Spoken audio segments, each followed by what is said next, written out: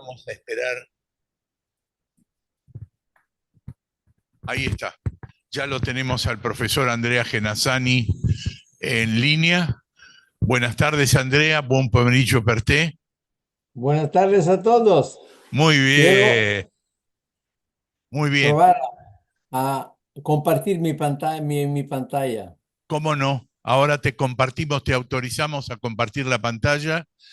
Para Sí. nosotros es un gusto presentarles al doctor Andrea Genazzani, un colega, querido amigo, que hubiese sido realmente fantástico tenerlo aquí entre nosotros. Cuando lo invitamos a dar la presentación, dijo, me encantaría llegar a Punta del Este. Bueno, Me ya en otra, encantaría, de verdad. sí, Me claro que sí. encanta. En otra oportunidad no va a faltar la oportunidad de que te tengamos aquí, Andrea. Agradecemos tu buena predisposición y te dejo con el auditorio como para no hace aquí me pide la doctora Firpo que te presente, Andrea. No Sí, hace bueno, dos falta. palabras solo. Un amigo de los amigos, Claro, ex. Bueno, eso es muy bastante. bien, muy bien. Entonces, vamos a ver, ¿ya puede compartir pantalla el doctor? Ya cuando gustes comienza con tu No puedo, no. disertación Me viene que el organizador ha deshabilitado la condivisión. Tienes que hacer la autorización ustedes. que pedí acceso, me dicen aquí. Solicita el acceso, por favor. Sí, ya no lo... Esto es algo que nos ha permitido el post-COVID, ¿eh? Realmente Sí, es un lujo. no, gracias, ma, no tengo la posibilidad, porque cuando voy me viene que el organizador ha deshabilitado la condivisión de mi pantalla.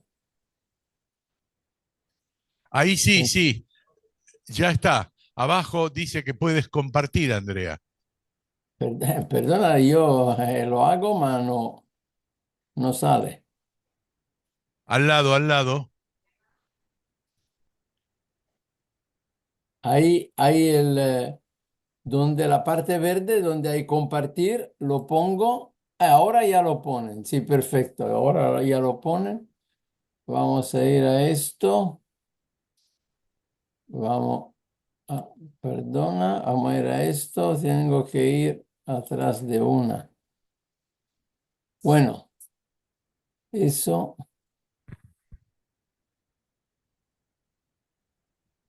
Muy eso, bien. bueno, me dicen ustedes cuándo puedo empezar, ¿eh? Cuando gustes, Andrea. Hola, bueno, queridos amigas y amigos, yo soy Andrea Genazzani, catedrático de ginecobstetricia a la Universidad de Pisa, que me retrasé en el 1900, no, perdón, en el 2012 y todavía trabajando. Soy el presidente europeo de ginecología y de la Academia Internacional de Reproducción Humana y el Executive Director de la Sociedad Internacional de Endocrinología Ginecológica. Hoy voy a hablar de envejecimiento cerebral en la media vida y más atrás también. Antes de todo, es una cosa que está muy conectada con el evento menopausa. Aquí ven ustedes en la mapa del mundo que independientemente de la diferencia de latitud, de origen, la diferencia de calidad de vida, de durada de la vida, la menopausia sale a los 48 en África, en Latinoamérica, 49 y medio en el Norteamérica y en Asia, y a los 50-51 en Europa y en Australia. Eso nos indica que eso es totalmente independiente si la mujer ha tenido ningún embarazo, si ha tenido 10 embarazos o 15 con 15 tiempos de lactancia, entonces de amenorrea. Eso no hay, uno no tiene un efecto. Por esto pensamos que como el menarca sale de la maturación puberal, que está más o menos activada en la misma manera en los diferentes continentes, así también es de la menopausia. La menopausia seguramente hay factores que la influencian que son genéticos, como el envejecimiento también hipotalámico, y hay factores genéticos por el envejecimiento ovárico y la falta de folículos que entregan a eso envejecimiento, a eso pasaje general que está caracterizado con una diferente activación de la producción de GnRH, a nivel hipotalámico. Entonces pensamos que como esto es el activador de la pubertad, eso es el signo, eso es el marcador de la transición a la menopausia y después a la menopausia. Seguramente hay muchísimos mecanismos de envejecimiento en el hipotálamo, eso que se caracteriza por un cambio del control de neurotransmisores y que llega a una desincronización de la regulación hipotalámica del GnRH, que después se asocia a una alteración del ritmo secretorio de la gonadotropina. Eso entrega una disrupción, una alteración del normal equilibrio en la foliculogénesis y adelanta el envejecimiento ovárico. Hay esos defectos que están más aparentemente pequeños en el control de la secreción de la gonadotropina y otros factores intraváricos son los factores responsables del envejecimiento reproductivo.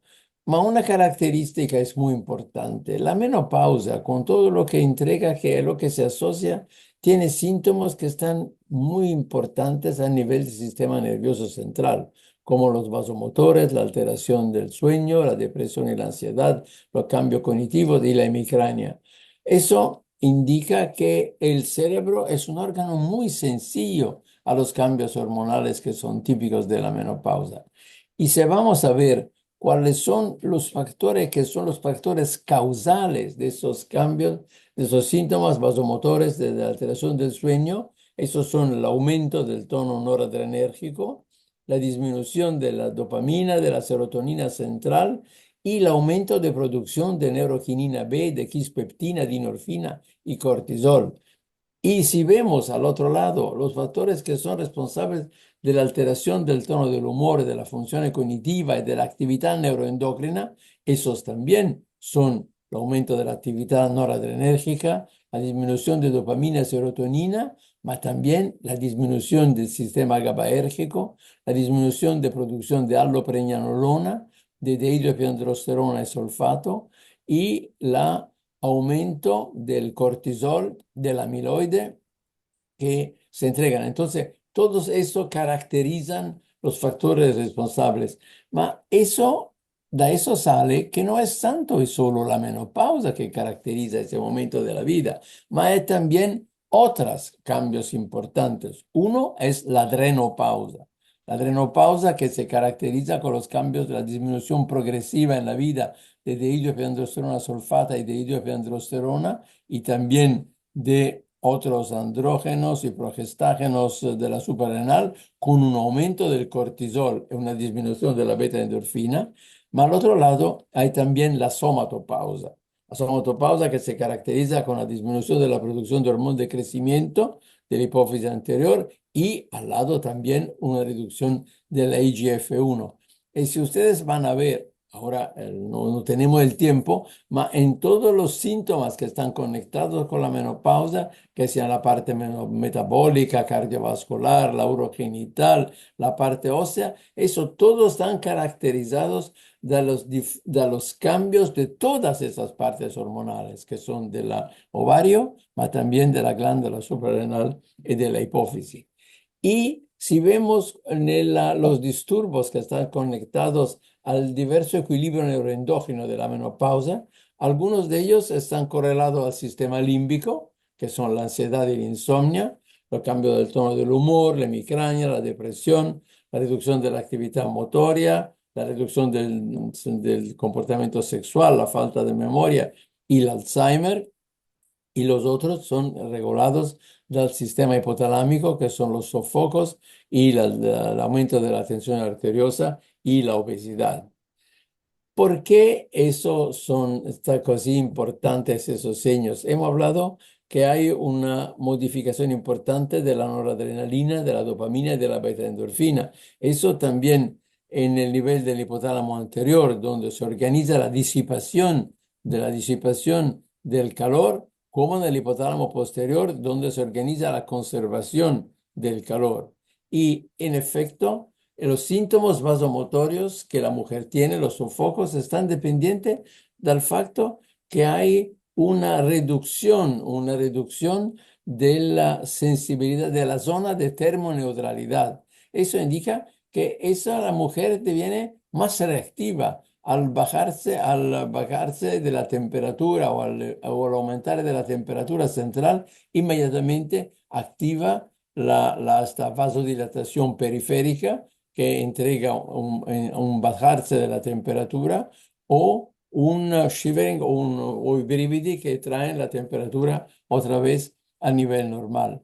Mas lo que es importante por la patología que está inducida de los sofocos es que cuando hay esos síntomas, hay también desde la hipófisis anterior una gran liberación de gonadotropinas, de LH, FSH, mas también de ACTH, que entrega un aumento para 1 hora y medio del cortisol. Entonces, a cada sofoco la mujer tiene un aumento de la circulación periférica de gonadotropinas y de cortisol y una reducción del tono opioide. Eso ocurre porque los neurones, que son los que activan la producción de GnRH, que son los Kindi neurons, saben ustedes que los neurones de GnRH no tienen receptores de estrógeno. Receptores de estrógenos están presentes a nivel de esos receptores, de esas células que producen dinorfina, aquí es que producen dinorfina, neuroquinina B, quispeptina producen la activación de la quispeptina. Es la quispeptina que activa la producción de activación de secreción de GnRH. Más la regulación se hace a nivel de esas células que están controladas de receptores de neuroquinina, dinorfina y que producen la quispeptina. Aún otra cosa es importante de pensarlo en lo que es los cambios a nivel metabólico también del cerebro. La parte premenopausal hay una activación, una reducción del metabolismo de glucosa y de la producción de IGF-1, ya lo hemos hablado, que entrega una reducción de la captación del glucosa y una disminución de la glicolisis. Eso se asocia a una activación de la inflamación de bajo grado con la producción de NF-κB, de TNF y un aumento de la respuesta innata inmunitaria con un efecto con una activación de los astrocitos y de la microglia y un aumento de la interleuquina 1 y 18. ¿Cómo pasamos de la premenopausa a la perimenopausa? No la menopausa, la perimenopausa. Eso se amplifica muchísimo con una disminución siempre de los mismos factores, pero también de la MPK y una aumentación de la producción de superóxidos y una peroxidación de los lípidos que entrega un aumento de la reactividad de la microglia de los astrocitos y siempre con un aumento de los factores que es las citoquinas inflamatorias como la interleuquina y el TNF-alfa, y también una estimulación de los linfocitos T, que son lo que median la autoinmunidad. Y en la posmenopausia no es que hay un desastre, pero hay ese fenómeno, la reducción del metabolismo de glucosa, la reducción de la captación de glucosa, de la glicolisis, la aumentación de los ácidos grasos de la beta oxidación, el aumento del estrés oxidativo con hiperproducción de factores reactivos de oxidación, de peroxidación de los lípidos, hay una alteración de la producción de interferones y hay una activación de la microglia. Todo eso caracteriza lo que caracteriza este periodo de transición. Y si ustedes pueden ver aquí, entre la premenopausa, la perimenopausa y la posmenopausa, ven en blue cómo se modifica la utilización, el metabolismo del glucosio.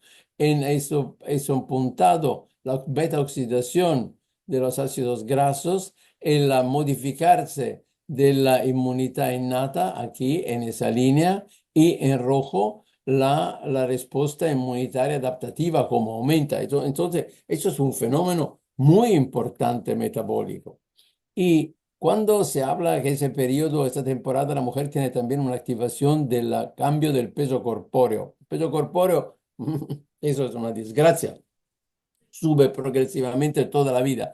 Ma en ese tiempo hay un evento muy particular que es un aumento del aumento del peso corpóreo porque hay una alteración de la regulación en el hipotálamo lateral de los centros del apetito y en el núcleo ventromedial del centro de la saciedad. ¿Por qué? Porque es siempre la serotonina, la beta-endorfina, noradrenalina, NPY y dopamina que lo regulan. Ma todos esos se cambian con la menopausia.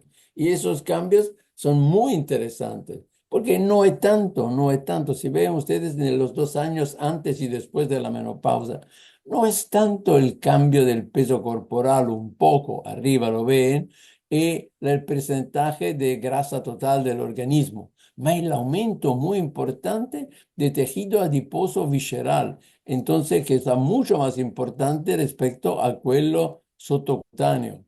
Eso se ocurre con un bajarse también en el mismo tiempo de la actividad física, una reducción del total caloric intake, ma l'aumento del tejido adiposo visceral, eso es la causa del aumento de riesgo cardiovascular de la paciente.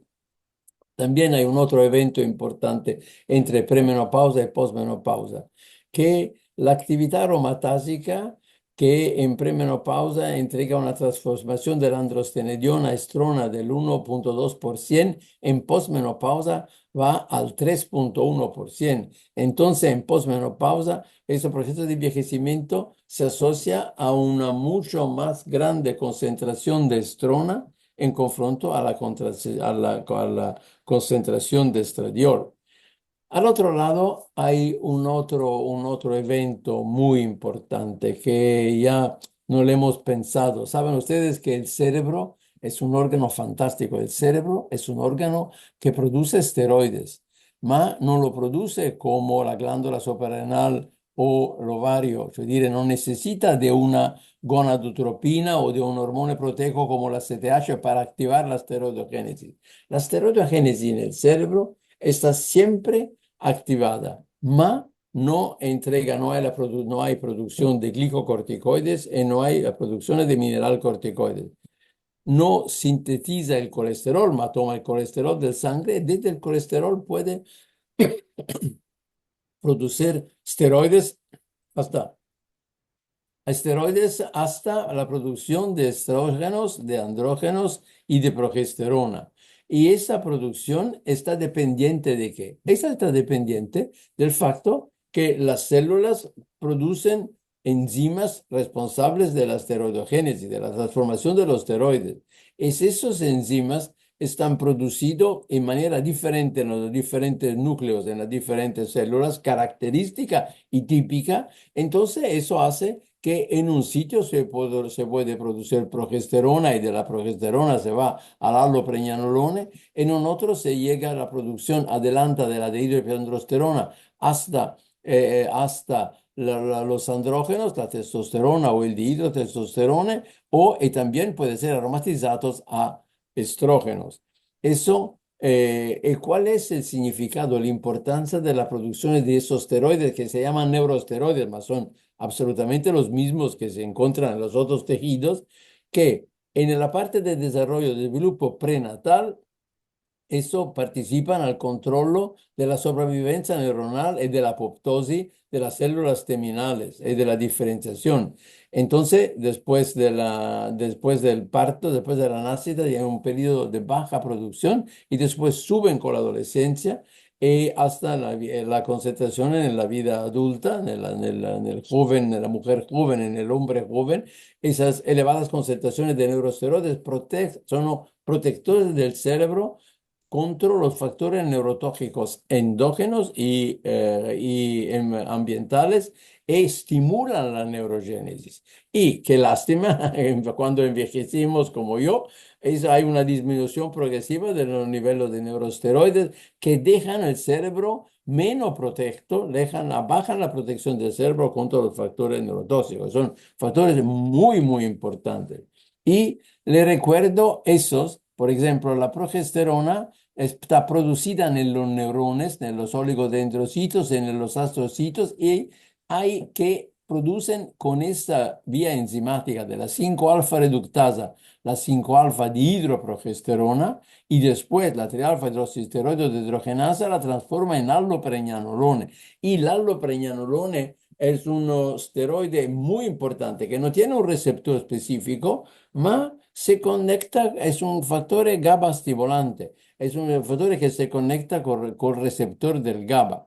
Eso es una actividad muy importante en el cerebro, porque el receptor del GABA es un receptor que controla el tono del humor, el estado emocional y la afectividad. Entonces, que son características muy humanas. Seguramente la tiene también el ratón, pero la afectividad, el estado emocional, el tono del humor de la nuestra especie está muy importante. Es de un receptor donde, por ejemplo, tienen su efecto la benzodiazepinas, y tiene efecto también la dehidrogenatostrona sulfata y el pregnenolone sulfato.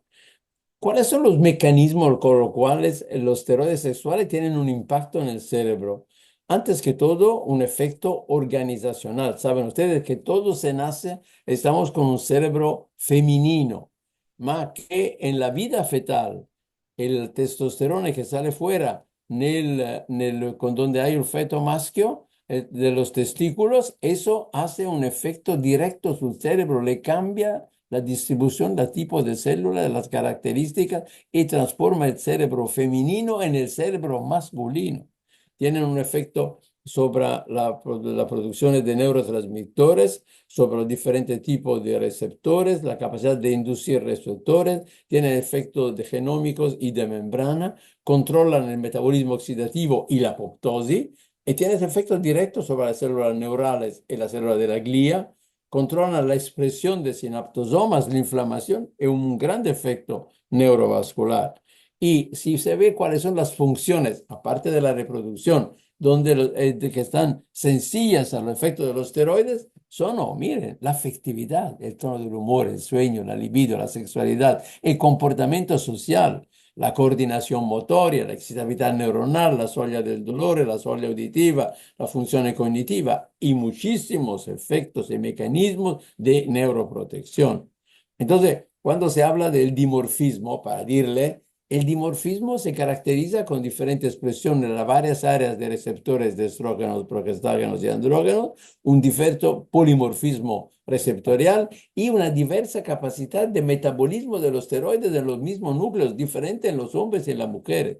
Y hay una diferente subpopulación neuronal en las diferentes áreas. Eso entrega a una identidad de género, a un orientamiento sexual, me gustan las señoras, a las señoras les gustan los señores, a un dimorfismo cognitivo, a la diferente efecto de la terapia hormonal sobre el cerebro, sobre el individuo, y a la prevalencia de patología neurológica y psiquiátrica diferente en los dos géneros. Por ejemplo, los hombres tenemos mucho más esquizofrenia, las mujeres tienen mucha más depresión. Eso está característico. Ma el cerebro femenino tiene factores de vulnerabilidad que nosotros no tenemos. Esos son dependientes de factores genéticos, de las relaciones interpersonales, de factores culturales y sociales, más de la diferente exposición, porque hay una secreción ultradiana, circadiana, mensual, estacional, que modifica la exposición a los diferentes esteroides en el cerebro femenino. Y, por ejemplo, una otra consideración muy importante es tenemos que hablar también de la demencia. La demencia tiene ahora, pues, está aumentando en la población que envejece de manera muy importante. Todas las causas de demencia, la demencia también de Alzheimer y la vascular, porque hay muchísimos factores de riesgos que aumentan. Y si ustedes ven esta terrible diapositiva que indica en los países a alto rendito, que son la parte en rojo, va a aumentar entre el 15 y el 50, va a aumentar más o menos de unos 15, 20, 10 millones. Más en los países de baja nivel económico o medio, el aumento va a llegar de 50 millones en el 2000, ahora más o menos, en el 2020, a 132 millones de 2050. ¿Y quién le va a cuidar todos esos dementes? ¿Dónde vamos a trobar la organización social, sanitaria, económica para cuidarlo? Y si ustedes ven, eso aumentan más en las mujeres que en el hombre. Más en las mujeres que se van a lo demás de los 75 hasta los 85, ven ustedes cómo son mucho más sencillas como porcentaje de demencia en confronto de los hombres. Hay una otra observación muy importante. Es en ese estudio que estaba el Cash County Study, que lo publicaron en el 2002, el año terrible donde se publicaron el Women Health Initiative, un horror de estudio que se mató la menopausia, la terapia, falta de los americanos. Habían visto que en esa fantástica contea americana había la presencia del Alzheimer. En amarillo son la incidencia en el género masculino y en rojo en las mujeres. Las mujeres tienen 3 veces más, 3 veces más. Más si las mujeres han hecho terapia hormonal de reemplazo y si la han hecho 3 a 10 años o más de 10 años, con más de 10 años desaparece la diferencia de género y se queda la cantidad de Alzheimer típica de la especie. Entonces, las mujeres tienen un aumento que está conectado con el género. Nosotros todos tenemos una patología típica de la especie humana, pero las mujeres que han tenido más de 10 años de terapia hormonal y miren, eso más de 10 años. Y cuando eso estaba gente que tenía entre 65 y 95, el estudio lo hicieron en el 2000, entonces tenían 95 años del 2000. Entonces, cuando estaba en menopausia, más en los años 50, 60, 70. Y a ese tiempo, ¿quién que tomaba la terapia? Solo las sintomáticas. Esa es la grande diferencia con el estudio BOACAI. Aquí eso representa lo que se pasa si se tratan los sintomáticas. Y si se trata por todo el tiempo necesario, que es la vida, la vida. Bueno, porque otro factor que hemos mencionado es muy importante. Eso estaba el cambio, es la adrenopausa. Miren ustedes, aquí está la producción, la presencia circular de hidroepiandrosterona sulfata en la mujer en amarillo, en verde en el hombre. Lo mismo andamiento con los valores máximos entre 18 y 22 años y después bajan progresivamente. Cuando el otro factor, siempre de la glándula suprarrenal, porque ese DH sulfato está secretado por el efecto de la CTH sobre las células reticulares. Ma la producción de glucocorticoides, el cortisol, no hay diferencia de género y aumenta progresivamente. Todavía, mis amigos endocrinólogos no han hecho ninguna explicación por qué eso se pasa. Ma eso se pasa y también hay una disminución de los delta 4 andrógenos que hace que una mujer de 40 ahora son las que buscan un nuevo embarazo, ¿eh? La mujer de 40 ya tiene el 50% de reducción de todos sus andrógenos. Y eso sigue bajando que a los 70, cerca del 80% se lo perdieron. Y si vemos cuando hemos hablado antes de los factores responsables de los síntomas de la menopausia y de lo que se pasa, miren ustedes en cuántas partes hay en amarillo la carencia de andrógenos.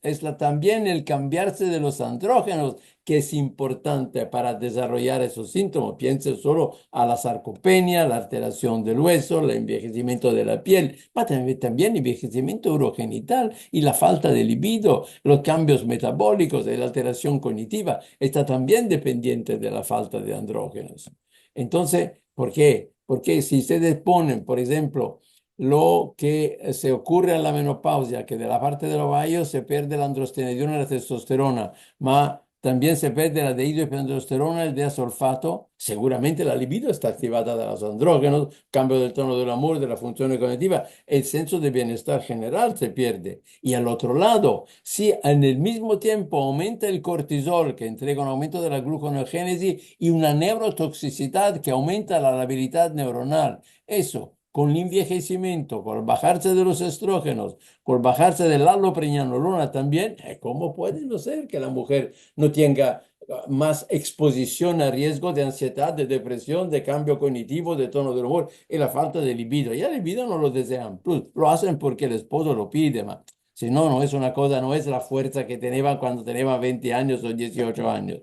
Y seguramente los síntomas que indican la susceptibilidad a la deprivación estrogénica y androgénica son los sofocos, la alteración del sueño, la depresión climatérica y la disminución del interés de la actividad sexual.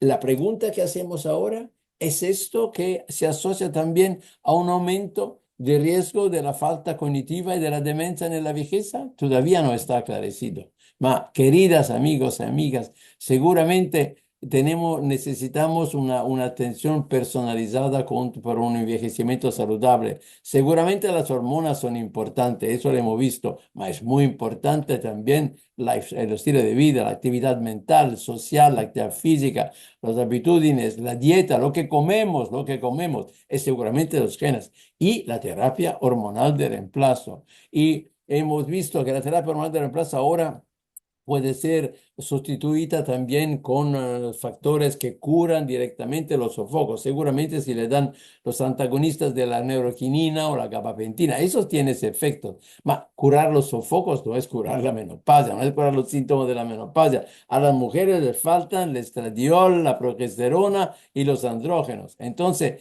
queridas amigas, a casi todas las mujeres del mundo que ya tengan una menopausia temprana, una menopausia normal de buena salud, una terapia estroprogestínica secuencial o continua oral o transdérmica asociada a la posibilidad de utilizar la dehidroepiandrosterona. Tenemos también la terapia tópica. Después de 10 años, no de 5, de 10 años se hace una reevaluación en la mujer de buena salud y la terapia tiene que ser continua, no necesitan las menstruaciones a ese momento, continua, oral o transdérmica, siempre con una integración de andrógenos y terapia tópicas. Mas las que son de sobrepeso, las que son con síndrome metabólica, con obesidad, antes de todo, con hipertensión, tratar la hipertensión, curar la dieta, curar el lifestyle, mas se pueden tratar. Solo se tienen que tratar con terapia transcutánea o transdérmica, no con la terapia oral. También con una integración de andrógenos si necesario y terapia tópica. Y después de 10 años se hace una reevaluación y se pueden tratar. ¿Y por cuánto? Hasta el final de la vida. Eso le cambia la evolución, le cambia el envejecimiento. Eso no es envejecimiento saludable, no es solo saludable. Así es un envejecimiento diferente. Yo tengo mujeres de entre 90 y 98 años que están tratadas desde sus 40 a 45 años, que ya la edad es imposible darle una atribución. También si somos buenos clínicos, la ve, sí, seguramente tienes más que 70, más cuánto que tenga 90, no se ve completamente. Entonces, queridas, tengo que venir en ese país maravilloso para decirle que la menopausa y la trenopausa son causas de fragilidad, vulnerabilidad, patologías, cambio en el estilo de vida, falta de sexualidad. Más seguramente el estradiol, la progesterona, la dihidrotestosterona son la solución. Tenemos nuevos conceptos sobre la menopausia, el envejecimiento y la terapia hormonal de reemplazo. Tenemos que reescribir la dinámica del proceso de envejecimiento y mantener los esteroides significa mantener el curso de la natura. Cambiar es diferente que envejecer y no hay ninguna investigación ni estudio que ha demostrado que la mujer que bien tolera la terapia hormonal de reemplazo tienen que interrumpirla. Queridas, no tiene que se interrumpir, se puede seguir adelante y con esto, bueno, no soy en el tiempo, eso es el mensaje. El cerebro está muy sencillo, el cerebro indica la vulnerabilidad individual. La terapia tiene que ser hecha segundo las características de la paciente. Seguramente no se puede hacer en que ha tenido, tiene o puede tener un cáncer de mama o un tumor estrógeno sensible. No se puede hacer en pacientes que tienen una insuficiencia hepática importante, una alteración de la coagulación, o la porfiria, que es una cosa muy rara, más se puede hacer más o menos a todas y se tiene que hacer por vía oral si posible, más si no, por vía transcutánea y transdérmica. ¿Y utilizando qué? El estradiol, la progesterona por vía transvaginal o la dihidrogesterona por vía oral y la dihidroepiandrosterona. Eso es el buen cóctel para ayudarle a pasar su menopausa y a envejecer en un tiempo bueno. Le agradezco muchísimo de su presencia y le hago mi felicitaciones a Felipe por la organización de ese curso y de ese evento en este fantástico país donde ustedes viven.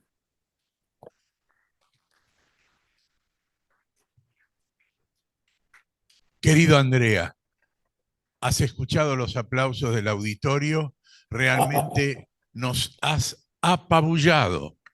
Muy Queridos bien, amigos, muy bien, los muy espero bien. todos, los espero Claro. todos también Y, en Italia, y que mira, vengan. estoy contento y dicen que uno no tiene que prometer cuando está contento, pero te garantizo que voy a hacer todos los esfuerzos necesarios como para poder tenerte tanto en Uruguay como en Argentina en el corto plazo y te haremos llegar la invitación. Es una pena tener que, a pesar de la tecnología hoy, que te podemos ver, escuchar y empaparnos de toda tu experiencia, no disfrutarte de manera personal. Sinceramente, te agradezco tantísimo tu presentación y tu excelente predisposición.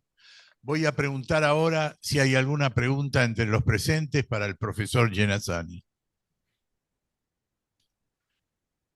Aquí dice el doctor Buso, un muy buen cardiólogo y muy buen amigo, que se quiere ir a Pisa. Vuole andare a Pisa, Andrea. Gracias, va a ser un gran placer. Y Muy ahora vivo bien, en Roma, me voy en Pisa cada 2 semanas, siempre en clínica, al hospital clínico, para trabajar con Tommaso y todo el grupo. Estamos perfecto. siguiendo, va a ser un gran placer. A Pisa hay una escuela de cardiología muy importante y una escuela de patología del sistema circulatorio, de la hipertensión, muy importante a nivel internacional. Bueno, Andrea, habla Claudia Firpo. Un Hola. placer enorme, nos llenaste el alma. Así que muchísimas gracias. Gracias a Sé ustedes y bueno, y que tengan un buen día de trabajo hasta el final del evento. Y bueno, si alguien necesita contactarme, puede darle mi dirección, mi mail, mi correo, o ser encantado de tener relaciones. Ok, muchísimas gracias, Andrea. Un beso enorme. Hasta luego. Gracias, Claudia. Saludos de gracias. todos. Chau, Hasta chau. luego. Hasta luego. Chao, chao.